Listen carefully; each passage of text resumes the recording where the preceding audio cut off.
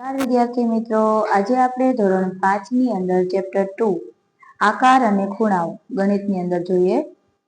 પહેલા તો આપણે આની અંદર આ ચેપ્ટર ની અંદર આપણે આકાર તો આપણને ખબર જ છે, આકાર કયા કયા આવે. હવે આ ચેપ્ટર ની અંદર આપણે એ જોવાનું છે કે આકારો છે તો એને કેટલી બાજુઓ હોય છે અને કેટલા ખૂણાઓ હોય છે. જેમ કે અહીંયા આપણને આપ્યું છે ટ્રાયેંગલ એટલે કે ત્રિકોણ. તો ત્રિકોણ છે ને કેટલા ખૂણા છે? 1 2 અને 3.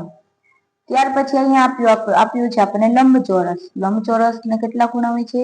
1 2 3 4. તો અહીંયા આપણે લખવાનું 4 ખૂણા. ત્યાર પછી અહીંયા આપેલું આપણને છે પંચકોણ. પંચકોણ એટલે 5 ખૂણા. પછી ષષ્ઠકોણ 1 2 3 4 5 6 એટલે કે 6 ખૂણા. સપ્તકોણ એટલે કે 1 2 3 4 5 6 અને 7 એટલે અહીંયા આવશે સપ્તકોણ. અષ્ટકોણ 1 2 3 4 5 6 7 8 તો અહીંયા આવશે અષ્ટકોણ. ત્યાર પછી અહીંયા આપણને આપેલું છે નીચેની આકૃતિઓમાંથી જે આકૃતિમાં બધા જ ખૂણા સરખા હોય તેમાં મનપસંદ રંગ પૂરો. તો બધા જ ખૂણા આમાં સરખા છે એટલે આમાં, બીજું આમાં સરખા છે એટલે એમાં રંગ પૂરવાનો છે. ત્યાર પછી આની અંદર બધા ખૂણા સરખા છે અને આની અંદર બધા સરખા ખૂણા છે એટલે એ બેની અંદર રંગ પૂરવાનું છે.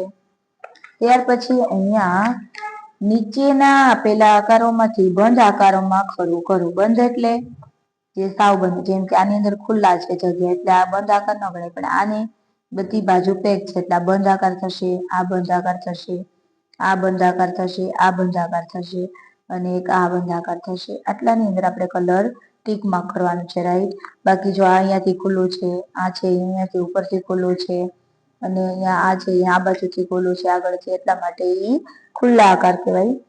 ત્યાર પછી નીચે આપેલા આકારોમાં ખૂણા ગણો અને તેની નીચે ખાલી જગ્યામાં લખો.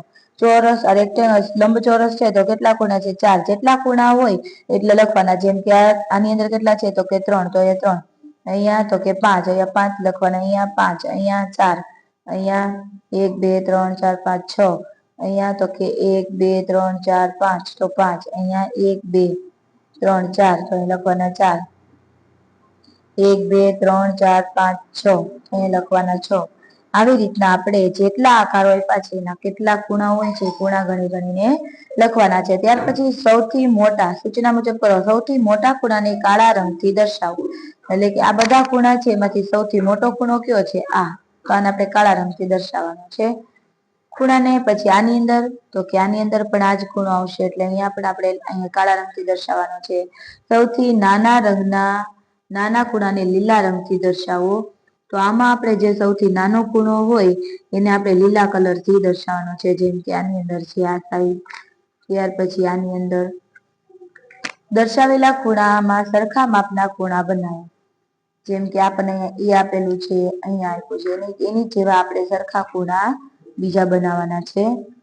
એટલે કે આ ગોળ આપણને અંદર આપ્યું છે એની જેવા સરખા ખૂણા, એટલે કે આકારો હોય છે એને મોસ્ટ બધી બાજુ સરખી જ હોય છે. જેમ કે આને બધા જ ખૂણા સરખા એટલે બધી બાજુ આપણે આવી રીતના ખૂણા દર્શાવવાના છે. આની અંદર ખૂણા દર્શાવવાના છે, આની અંદર બધા ખૂણા દર્શાવવાના છે, સરખા છે.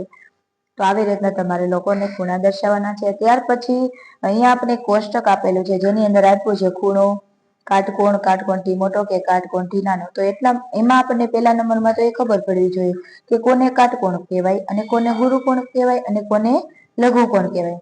તો કાટકોણ એટલે 90 અંશ જેટલો 90 અંશનો ખૂણો હોય એને કાટકોણ કહેવાય. કાટકોણથી મોટો એટલે ગુરુકોણ. 90 અંશ કરતા મોટો અને 180 અંશ કરતા નાનો, 180 અંશ જેટલો, એને શું કહેવાય? ગુરુકોણ. અને કાટકોણથી નાનો તો કે કાટકોણથી નાનો એટલે 90 અંશ કરતા નાનો હોય, 10 20 30 40 50 60 70 80 90 સુધીની અંદરનો. 90 હોય તો કાટકોણ, 90 થી અંદરનો હોય એને આપણે કાટકોણથી નાનો એટલે કે લઘુકોણ કહીશું. તો હવે અહીંયા આપણને કાતર આપી છે એની અંદર આ ખૂણો છે તો કયો થશે? તો અહીંયા આપણે લખવાનું કાટકોણથી નાનો, એમાં ટીક કરવાનું. પછી આ બંને હાથની કોણીમાં તો કે કાટકોણ. ત્યાર પછી પતંગમાં તો કે કાટકોણ. આવી રીતના આપણે સાચું ખરું ટીક કરવાનું છે. ત્યાર પછી આપણને આપેલું છે અહીંયા તાણસી. તાણસીની અંદર તો કે અહીંયા કયો ખૂણો બનશે? કાટકોણથી મોટો. ત્યાર પછી આની અંદર કાટકોણથી મોટો, અહીંયા તો કે કાટકોણથી નાનો. ત્યાર પછી ટેબલના પાયાનો નીચેના ખૂણા દર્શાવ્યા છે તો આ કાટકોણ બનશે, કાટકોણથી નાનો. પછી અહીંયા કાટકોણથી નાનો અને અહીંયા દરવાજાની વચ્ચેનો કાટકોણથી મોટો. તો આ કાટકોણ આપણે આવી રીતના ટીકમાં કરીને દર્શાવવાનું છે. ત્યાર પછી આ છે મગરનું મોં. મગરના મોંમાં કયો ખૂણો થાય છે? તો અહીંયા તમારે ત્યાં ખૂણો છે તે જણાવવાનો છે. કાટકોણ છે, ગુરુકોણ છે, નાનો છે કે એનાથી મોટો. તો અહીંયા આપણે લખવાનું કાટકોણથી નાનો. આમાં તો કે આ ખૂણો કયો બને? કાટકોણ. એટલે અહીંયા લખવાનું આપણે કાટકોણ. પછી આ શર્ટ કાટકોણથી નાનો બને કે મોટો? તો કે આ કાટકોણથી નાનો. ત્યાર પછી અહીંયા કાટકોણ, પછી અહીંયા કાટકોણથી નાનો, અહીંયા કાટકોણથી મોટો. આ બંને કાટકોણથી મોટા આવશે. ત્યાર પછી અહીંયા છોકરીઓ આપણને એક્શન આપી છે અમુક, જેમ કે નીચેના ચિત્રમાં કયો ખૂણો દર્શાવો તે જણાવો. તો આ છોકરીના બંને હાથનો જે છે એટલે કાટકોણથી મોટો કાટકોણ. ત્યાર પછી કાટકોણથી નાનો કાટકોણ. અહીંયા તો કે કાટકોણથી મોટો, અહીંયા કાટકોણ, અહીંયા કાટકોણથી નાનો, અહીંયા કાટકોણથી મોટો, અહીંયા તો કે કાટકોણ. પછી અહીંયા નામ આપ્યા છે. નામની અંદર ટોટલ કેટલા ખૂણા બને છે, કયા કયા કાટકોણ છે એ લખવાના છે. તો કાટકોણ 10 ખૂણા, કાટકોણથી નાના 3, કાટકોણથી મોટા 2, ટોટલ 75 ખૂણા બને છે. આવી રીતના તમારે કોષ્ટક પૂરવાનું છે. ત્યાર પછી અહીંયા નમન બીજું નામ આપ્યું છે. એની અંદર કાટકોણના કેટલા ખૂણા બને છે? તો કે 1 પણ નહીં. કાટકોણથી નાના કેટલા બને છે? તો કે 13. કાટકોણથી મોટા કેટલા બને છે? 4. ટોટલ ખૂણા કેટલા બનશે? 14. ત્યાર પછી અહીંયા આપણને ઘડિયાળ આપી છે. ઘડિયાળની અંદર અંક દર્શાવ્યા છે. જે અંકમાં આપણને કાંટો છે એ પ્રમાણે બે કાંટા વચ્ચેનો જે ખૂણો છે એ કયો ખૂણો થાય, અને એ ખૂણે કેટલા વાગેલા છે એ સમય દર્શાવવાનો છે. તો જેમ કે અહીંયા આપણને અહીંયા કીધું છે કે 7:07 5 મિનિટની વાર છે, એટલે 7:25 થઈ છે. તો આ ખૂણો કયો થશે? કાટકોણથી નાનો. આ કાટકોણથી મોટો. પછી અહીંયા તો કે કાટકોણથી મોટો, અહીંયા કાટકોણથી મોટો, અહીંયા કાટકોણથી નાનો, અહીંયા કાટકોણથી મોટો. અને એનો જે સમય હોય એ પણ અહીંયા કાટકોણથી નાનો, અહીંયા કાટકોણથી મોટો અને અહીંયા કાટકોણથી નાનો. ત્યાર પછી બંધ ઘડિયાળના કાંટાઓ દોરો, જેમાં કાંટાઓ વચ્ચે ખૂણાઓ કાટકોણથી મોટો હોય તથા સમય પણ લખો. સમય પણ લખવાનો છે અને આની અંદર આપણે કાંટા પણ દોરવાના છે. ત્યાર પછી ઘડિયાળના કાંટાઓ દોરો, જેમાં કાંટાઓ વચ્ચેના ખૂણા કાટકોણથી નાનો હોય તથા સમય પણ લખો. તો અહીંયા આપણે કાટકોણથી નાનો અને એનો સમય હોય એવા ખૂણા લખવાના છે. તો કે અહીંયા આપણને 12 અને 12 1 વાગ્યાનો સમય છે, એનો કાટકોણથી નાના સમય થાય 12 નો, 12:55. ત્યાર પછી 10:50, 18:05, 8:05, 7:38, આવી રીતના. ત્યાર પછી છે ખૂણાનું માપ કાટકોણ કોષ્ટકમાં લખો.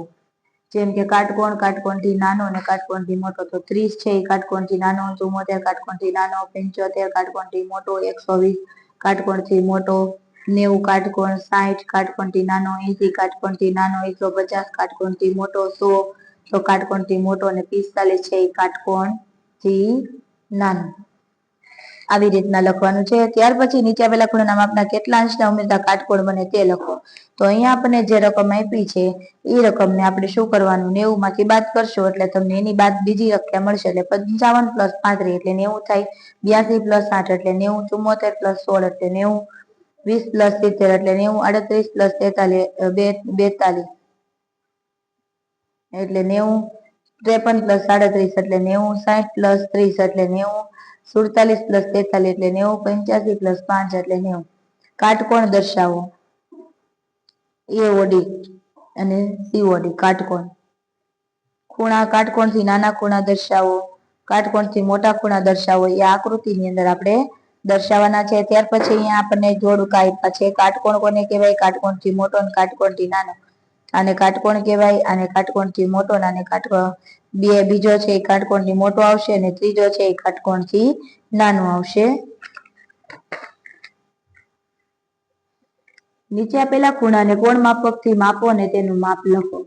હવે અહીંયા આપણે કોણ માપકથી માપવાનું છે.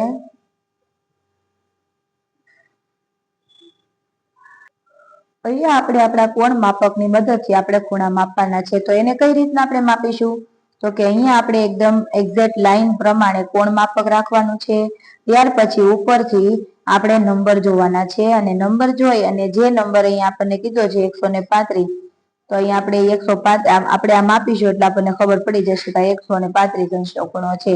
પછી આ કાટકોણ 90 અંશનો છે, આ 40 અંશનો, આ 45 અંશનો, આ 180 એટલે આખું કોણ માપકની સીધી લાઈન, અને આ 75 95 અંશ.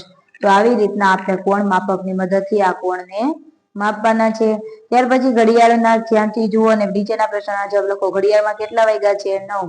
ઘડિયાળમાં કાંટાઓ દ્વારા કયો ખૂણો બનેલો છે? કાટકોણ. જો ઘડિયાળમાં 9:15 વાગે તો કાંટાઓ દ્વારા કયો ખૂણો બને? તો કે કાટકોણથી ને 9. ઘડિયાળમાં 9:15 થાય 9:15 તો કાટકોણ બને. ઘડિયાળમાં 2 વાગે તો કાંટા દ્વારા કયો ખૂણો બને? તો કે કાટકોણથી નાનો. ત્યાર પછી અહીંયા આપણે અમુક ગૃહ કાર્યની પ્રવૃત્તિ કરવાની છે, જે તમારે તમારું નામ લખીને તમારે ખૂણા જોવાના છે અને કરવાની છે, અને ઘડિયાળના અલગ અલગ સમય દર્શાવી એને સમય દર્શાવવાનો છે, કાટકોણ છે, કયો ખૂણો છે એ લખવાનો છે.